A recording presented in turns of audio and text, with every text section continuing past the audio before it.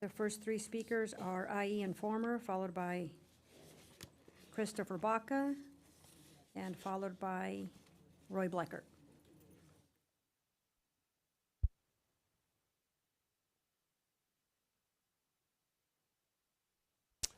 First up is the IE Informer for the consent calendar. Government name. Yeah, there it is. No, I was sleeping. I was talking. Sorry about that. Good evening again. All right. This has been a okay. There you go. This has been a long time coming. A lot of confusion when we started this. The city started in 1984, and this roadway goes back to the late 70s. And I live adjacent to this roadway, and I would call sometimes when there would be fires back there or dumping back there, and I would tell the city, you guys got to come and clean this up. Well, this ain't our road.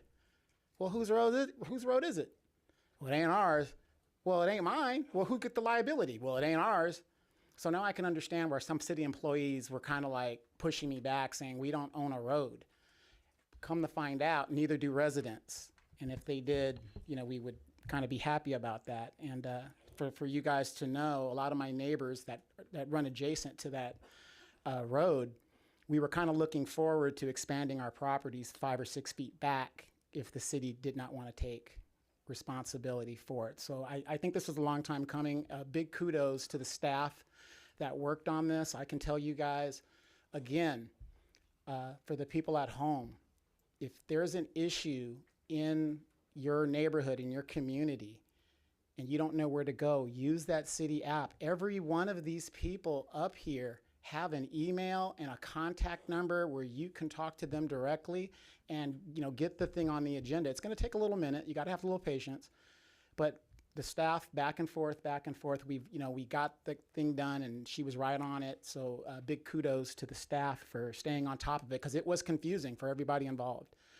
And so now the city, hopefully, I'm really, really hoping you guys use basic common sense and vote the approval for the city to take the responsibility for this road, because there are telephone poles back there, so it's a public type use area, and I think the city, should do the right thing, even though it wasn't in the plans and we looked everywhere and we did that. But again, thank you guys for the due diligence. But I'm going to tell my fellow neighbors and residents, that city app does wonders when you want stuff done in your community. If there's dumping in your area, whatever, you just go to that app, knock it out.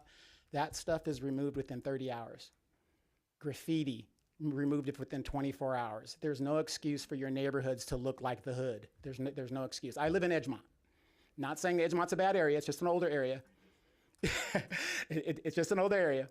And there's no excuse for it to look a certain way. And Edgemont doesn't look like it did of the Edgemont of the 90s. It really doesn't, because people are using those apps. So thank you guys again. Please vote on this thing the proper way. I'd really appreciate it. Thank you for plugging that app. I also want to mention we have a street sweeping app as well that's dedicated specifically for street sweeping as well.